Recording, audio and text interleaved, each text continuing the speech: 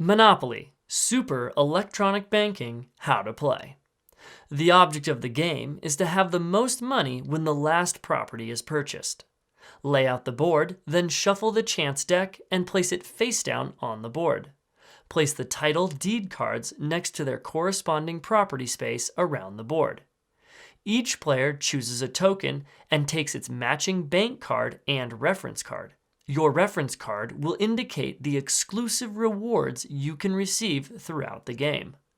Each player places their token on go. There is no paper money. All finances are handled by the banking unit. Press any button on the banking unit to turn it on. To reset the unit to start a new game, press and hold the check and X button for 5 seconds until the unit turns off. Then press any button to turn it on, ready for a new game. Each player taps their bank card to the banking unit. Whenever you tap a card, you will hear a sound. If you don't hear a sound, then it didn't work and you will need to tap that card again. Once all the players have tapped their bank cards and are ready, press the check mark and the game will begin, giving each player $1,500. The youngest player goes first, then play proceeds clockwise. On your turn, roll the die and move your piece that many spaces clockwise around the board, then perform the actions as indicated by the space you are on. If you land on an unowned property, you may buy it. Tap the property card, then your bank card. The cost of the property, which is listed on its space on the board, will be automatically deducted from your account. When you purchase a property, place it in front of you. If you don't want to buy a property, then you must auction it. Press the M button until the auction icon appears, then tap the property and press the check. The bidding starts at 10 and increases in increments of 10. To bid, press the M button and read out the new total of the bid. When the time runs out, the winner of the auction taps their bank card to pay. If you don't have enough money to buy a property, the banking unit will make this sound, and the transaction will be canceled. If no player wants to bid, then the property remains where it is. When you land on a property that another player owns, you need to pay them rent if they ask for it. To pay them, tap the property, then tap your bank card. The amount due will be automatically deducted.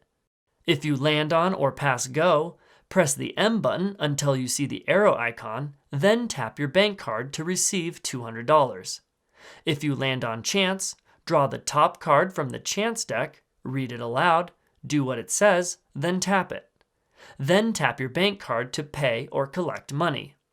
If another player is needed to collect money with you, then they will tap their card after you, then put the card on the bottom of the deck. If you land on free parking or just visiting, then nothing happens. If you land on a flight space, you may choose to pay $100 to move to any property space on the board. If you don't want to pay and move, then do nothing. Otherwise, press the M button until the flight icon appears and then tap your bank card. If you pass go, do not collect $200. You are not allowed to trade in the game. Instead, the only way to trade is if you land on the forced trade space. When you land here, you may choose any one of your properties and trade it for any opponent's property that you choose. However, you may not trade for a property that is part of a complete colored set. To trade, press the M button until the forced trade icon appears. Then tap the title deed you want from another player, followed by the property you are giving them. Then each player places their new property in front of themselves. If you land on go to jail, then put your token in the jail and do not collect $200 for passing go. To get out of jail, at the start of your turn, you may pay $100, use a get out of jail free card, or roll a 6. To pay $100, press M until the jail icon appears, then tap your bank card and roll and move like normal. To use a get out of jail free card, tap the card, then put it on the bottom of the chance deck, then roll and move like normal. You get 3 turns to try and roll a 6. If you do, then you are free and may roll and move like normal.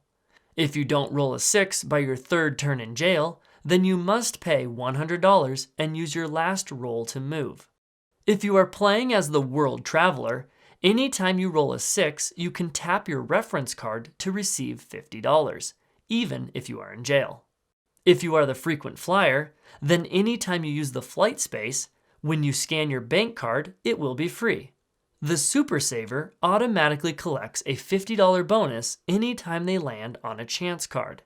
The Big Spender gets an extra $50 bonus every time they purchase a property that is part of a new colored set that they haven't purchased before. If you run out of money to pay for something, then you must sell properties back to the bank in order to pay. Tap the properties you want to sell back, and the purchase price will be added to your account so you can pay. Any change will remain within your account. Place the title deed card back next to its spot on the board.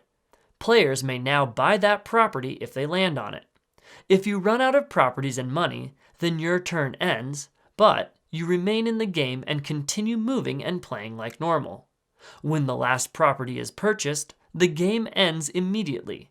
The banking unit will automatically give each player money for the rent from all their properties. Then the player with the most money wins. If you want to end the game earlier, you can press and hold down the check and M buttons for 5 seconds, and the unit will end the game and score up the winner. To undo the last action, press and hold the X and M buttons for 3 seconds.